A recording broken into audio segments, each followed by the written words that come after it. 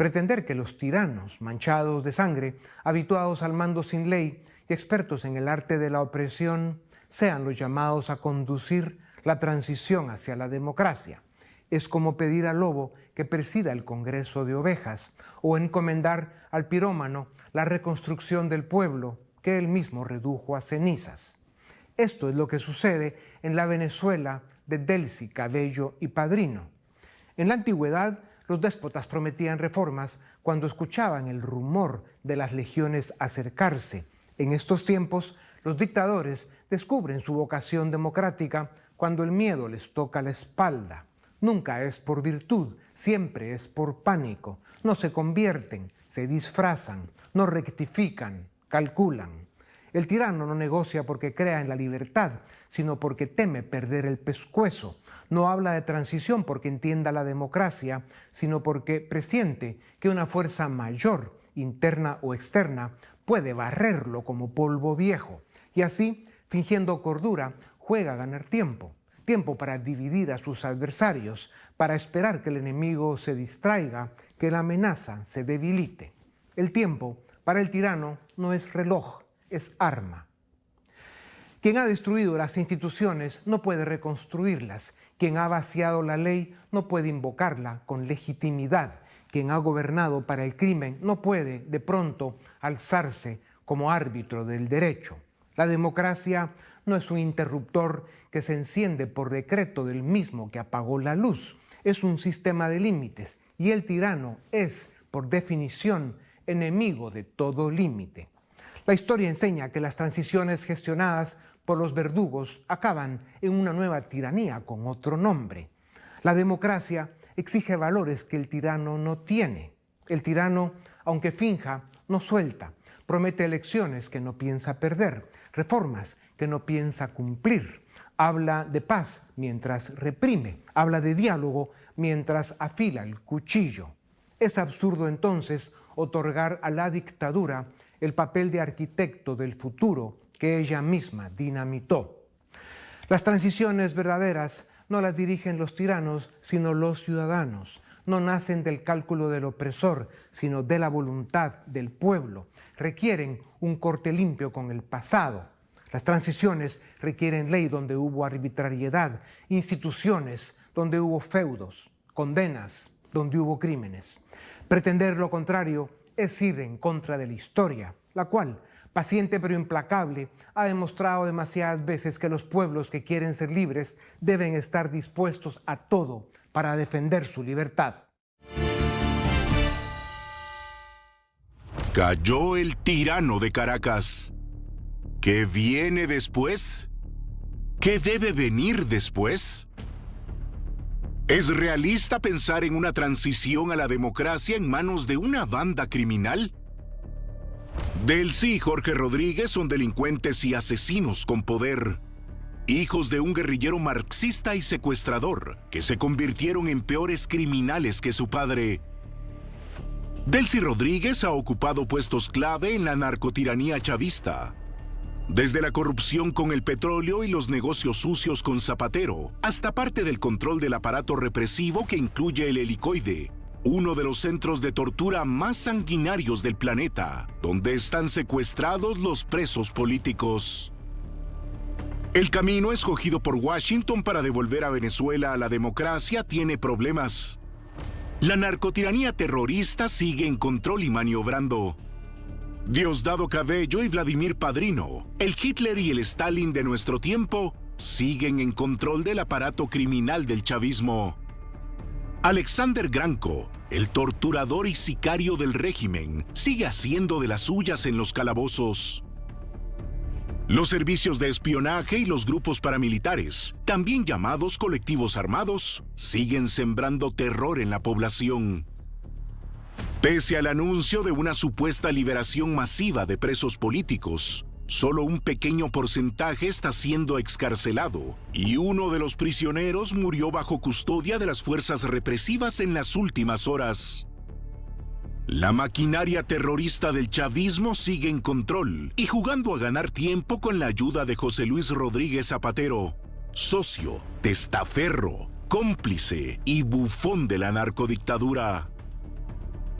Además de su corrupción, la poca vergüenza de Zapatero le llevó a pedir silencio a víctimas y familiares de presos políticos para que no denunciaran públicamente las violaciones a derechos humanos de las que habían sido objeto.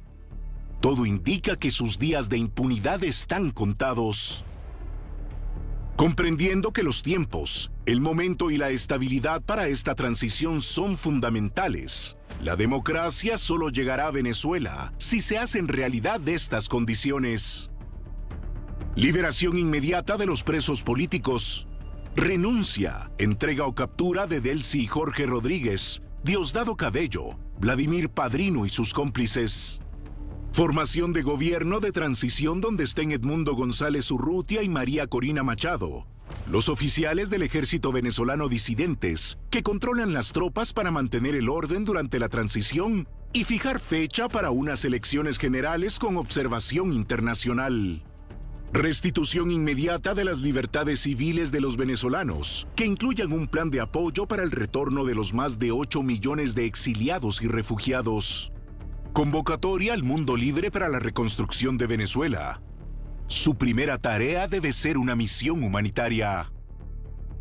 El éxito y la prosperidad de Venezuela llegarán con instituciones democráticas respetables y respetadas, con libertades civiles, división de poderes, leyes que se respetan y Estado de Derecho, no con barriles de petróleo. La vida está hecha de ventanas de oportunidad. Venezuela está a las puertas de volver a la libertad y la democracia. Venezolanos, este es el momento que tanto han esperado. En la historia política de los pueblos sometidos se ha visto con frecuencia que se confía a los tiranos o a sus cómplices más cercanos la conducción de una transición hacia la democracia. La experiencia demuestra que esto es un absurdo peligroso. Quienes gobernaron mediante el miedo, el crimen y la anulación de la ley no descubren de pronto las virtudes de la democracia y la república. Simplemente reaccionan al temor de una fuerza mayor que amenaza con desalojarlos del poder. Su aparente disposición al cambio no nace de la convicción, sino del instinto de supervivencia. En Venezuela sigue al mando la misma banda de criminales, hoy sin Maduro, que ya está en la cárcel. Le deben ir a hacer compañía Delcy, Cabello y Padrino, entre otros. Para conversar sobre Venezuela, tengo el privilegio de presentarles a Jorge Tuto Quiroga, expresidente de Bolivia, estadista admirado por Occidente, respetado por sus detractores, perseguido por sus enemigos, activista y defensor como pocos de la libertad y la democracia en Iberoamérica. Presidente Quiroga, bienvenido a Razón de Estado. Estados Unidos descabezó de forma legítima y magistral la cabeza de la culebra, pero la culebra sigue viva. Aunque se está discutiendo y lo más probable es que la razón prevalezca, o sea, que María Corina Machado y Edmundo González sean el epicentro de la transición, ¿cuáles son las 3 o 4 condiciones que hacen poco probable el éxito de una transición manejada por la misma banda de criminales que destruyó Venezuela, hoy encabezada por Delcy Rodríguez? Primero, la naturaleza de Delcy y el conglomerado criminal. Este no era un proyecto de un líder visionario. Chávez tenía algunas aptitudes de liderazgo. Maduro, Cabello, Padrino, Delcy, Jorge, era un conglomerado criminal. Se llevaron a uno que coordinaba, pero siguen el resto, y su naturaleza no cambia. Si yo a un grupo de criminales les apunto con una ametralladora, de repente dejan de delinquir mientras los tengo amenazados. Tengo la fuerza coercitiva de esa armada naval. Pero el momento que levanto la capacidad coercitiva, su naturaleza es ser corruptos, delincuentes, asesinos y con amigos en Irán y en Rusia y en todos los otros lados. Segundo, porque también veo que hay sectores maduristas que alguna lealtad habrán tenido, que se van a dar cuenta que los hermanitos Rodríguez entregaron a Maduro y algunos amigos leales debe tener Maduro que van a estar descontentos. Y tercero, el factor militar. Hay una vieja animadversión de Delcy Rodríguez hacia militares y Estados Unidos por su historia, por su padre, por lo que ocurrió con su familia, y que es mutua. Ella desprecia, si lees las biografías de ella, lo hemos visto allá, desprecia a los militares y eso es recíproco, lo que demuestra que es difícil ver que sea sostenible lo que hoy está ocurriendo en Venezuela. ¿Por qué es un error que la disyuntiva sea petróleo o democracia cuando debiera ser los dos? De cualquier forma, sin democracia a Venezuela no irá a invertir ni Dios. Ni Dios, ni Exxon, ni nadie que se precie ser. Fue un presidente de una empresa, dijo, no es un país apto para invertir Venezuela. Y está claro de que es así. El petróleo no es como lingotes de oro en una bóveda, que puedes, como en una serie televisiva de La Casa de Papel u otra, entrar en unas horas y sacarte los lingotes y llevártelos. O no puedes con un avión gigante meter una jeringa y chuparte el petróleo y llevártelo. No importa cuánto petróleo tengas bajo tierra, si encima del suelo no hay seguridad jurídica, no va a haber inversión, porque tienes que irlo extrayendo poco a poco a lo largo de 20, 30, 40 años. Y si no hay seguridad jurídica sobre el suelo, no importa cuánto petróleo tengas bajo. Y la seguridad jurídica requiere democracia, legitimidad y reglas consistentes aplicadas con un sistema que perdure, y no un grupo de criminales que están ahí, que después de haber sido liderados por Maduro, ahora están entregados a la administración norteamericana, y mientras tengan la pistola se van a portar bien. Pero ¿cuánto tiempo va a durar esa amenaza? Ese no es un escenario sostenible para hacer inversión petrolera. La democracia sí lo es. Presidente, ¿cuáles deberían ser los grandes pasos y las grandes decisiones para lograr una transición exitosa? Creo que es invertir el orden. He escuchado al gobierno americano decir que es estabilidad, recuperación económica con inversión y después transición. Con respeto les digo que es exactamente al revés. El orden de los factores sí altera el producto. Cuando sumas, no. Cuando restas, divides. O cuando quieres sacar una dictadura, sí que afecta. Y tienes que tener transición a la democracia primero, y eso te va a generar la recuperación de la confianza, la atracción de inversión petrolera y de toda naturaleza, hacer de Venezuela tierra de gracia, y eso te va a dar estabilidad y tranquilidad en el tiempo. El orden de los factores es determinante si se quiere cambiar de rumbo en Venezuela, y que este operativo impresionante sea honrado con el resultado que todos quieren: una Venezuela de futuro, y no que siga dominada por los resabios del conglomerado criminal remanente allá. O sea, esos factores de los que hablas, que si se manejan mal se alteran el resultado, serían la liberación inmediata de presos políticos, empezar a fijar fecha para unas elecciones libres, transparentes, con observancia internacional y claras condiciones para la reconstrucción de Venezuela. ¿Serían esos factores de los que hablas? Estás tocando los importantes, y claramente los temas de los presos políticos hay que decir, liberen a todos y ni uno más, nunca más. Así de sencillo, porque la puerta giratoria la conocemos. El negocio de Zapatero es ir a liberar a detenidos políticos mientras el régimen arresta a otros, y después el próximo año vuelve Zapatero y sigue el carrusel dando vueltas. Tienen que liberar a todos ya y ni uno más. Y los exiliados tienen que volver, todos, porque si hoy se ha hecho ese operativo y hoy Estados Unidos tiene influencia, esa influencia tiene que servir para que todos los presos estén libres, ni uno más, nunca más, y todos los exiliados retornen, y tengamos la fecha de las elecciones o el reconocimiento pleno a la elección que ya hubo de Edmundo González. Son las únicas dos vías, lo decidirá Venezuela, pero no es sostenible seguir con los resabios del conglomerado criminal. Y precisamente, presidente, ¿por qué es realista afirmar que María Corina Machado puede convencer a Washington sobre el hecho de que ella tiene la capacidad, el apoyo y los equipos para dirigir la transición? Porque tiene una visión clara, es una líder, no es improvisada, no apareció ayer, no es una líder universitaria que salió a una marcha que quiere ser presidenta. Viene trabajando décadas, es una mujer de principios firmes, elocuente, inteligente, y una ingeniera que ha armado los equipos que han hecho el trabajo logístico operativo más admirable de la historia de la democracia de América Latina, en dictadura, sin libertad de expresión, con restricciones, con su equipo encerrado en una embajada. Montó el operativo logístico que cubrió 83% del territorio nacional para, en dictadura, tener las actas y la certificación. Una persona con la capacidad gerencial operativa, con su visión, con sus cualidades de liderazgo, es la persona más preparada para asumir las riendas de un país como el de Venezuela en un momento como este. A Estados Unidos le preocupa tener que ir más a fondo con una intervención en Venezuela si hay caos. Pero ¿por qué Venezuela no es Irak, Libia o Afganistán? por qué debería ser manejable una transición que además el consenso ciudadano demanda, por un lado, que debiera ser gestionada por los líderes democráticos de la oposición, aunque, porque así es la política, tengan que negociar con la dictadura que está sometida en este momento por Washington, aunque eso duela y dé asco.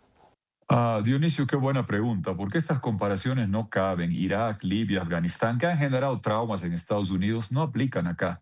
Son regiones multiétnicas, con toda clase de fracturas, sin costumbres democráticas, nunca. Venezuela era, en América Latina, cuando teníamos acá gobiernos militares, la única democracia, todos iban a asilar allá.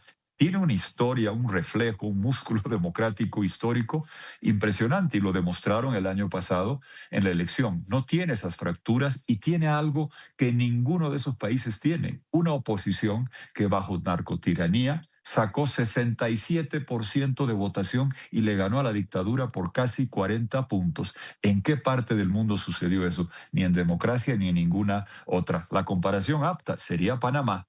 Y en Panamá, cuando se depuso al narcodictador Noriega, no se dejó a su ayudante, no se dejó a su colaborador, se puso a Endara, que es el que tenía legitimidad democrática. Aprendamos del ejemplo de Panamá, país admirable hoy, producto de que al dictador se reemplazó con aquel democráticamente elegido. Por otro lado, presidente, Venezuela vive hoy una ventana de oportunidad que se puede cerrar. ¿Por qué el tiempo es el principal aliado de una dictadura en crisis y está en contra de Washington y de la democracia? Ya decías el tema del momento en el que se les quita la pistola de enfrente. Porque justamente el comportamiento criminal del régimen no ha cambiado, su comportamiento delincuencial. Ha sido sometido por la amenaza coercitiva. Te reitero, criminales, si los tengo apuntados con una metralleta, con los barcos y los aviones que están allá, se van a portar bien mientras esté la amenaza coercitiva, pero después va a volver su naturaleza criminal. Entonces, y aquí hay un factor, si los militares han votado por Edmundo González con el respaldo de María Corina. Está verificado eso el año pasado. No es la base de las Fuerzas Armadas, es la cúpula corrupta la que no quiere a María Corina. Pero te quiero decir un dato, creo que quieren menos a Delcy.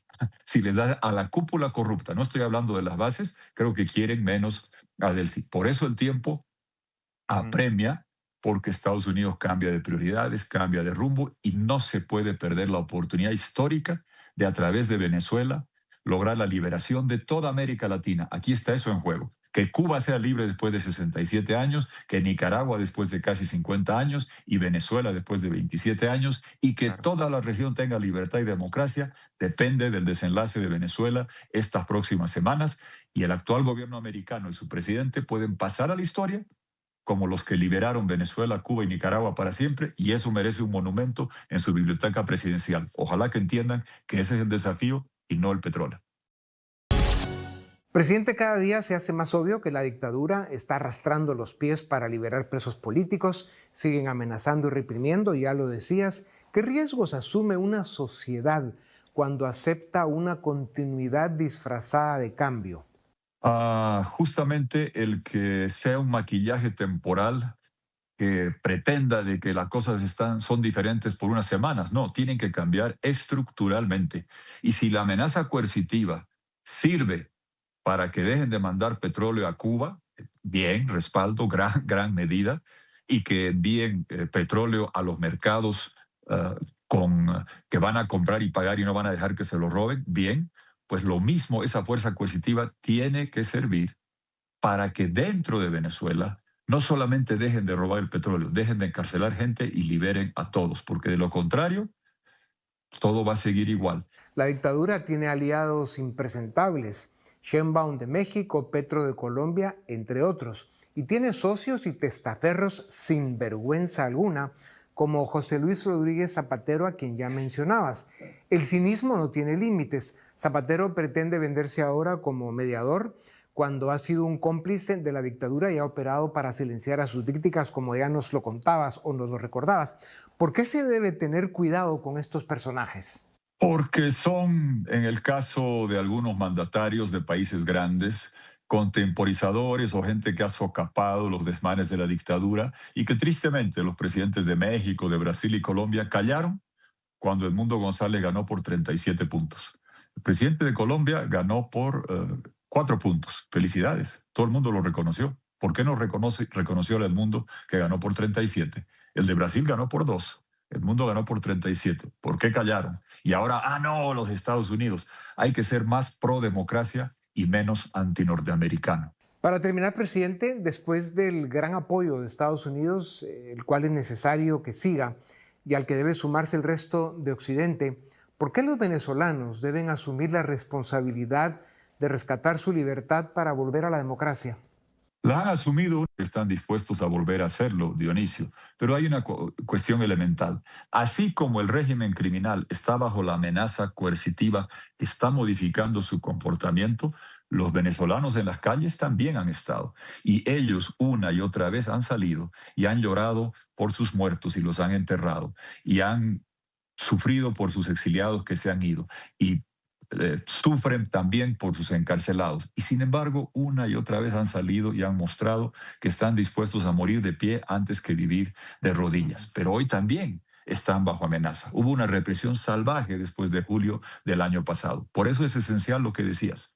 Tiene que haber una consigna clara. Se liberan todos los presos, ni un preso político más, retornan todos los exiliados y que puedan salir a la calle a hacer la protesta y la movilización que quieran. Estoy seguro que lo van a hacer. Si es que se les da esas garantías, se libera a todos los presos y retornan todos los exiliados, Venezuela va a asumir una vez más el desafío de devolverle libertad a la tierra libertadora. La libertad no se hereda del tirano ni se concede desde arriba, se conquista. Los pueblos que hoy viven bajo regímenes de opresión deben saber que ninguna transición real nace del cálculo del opresor, sino de la determinación del ciudadano. La democracia es una lucha moral y política que exige coraje, perseverancia y claridad. Quienes quieren ser libres deben asumir una verdad tan antigua como vigente. La libertad no se pide, se defiende y cuando es necesario, se pelea.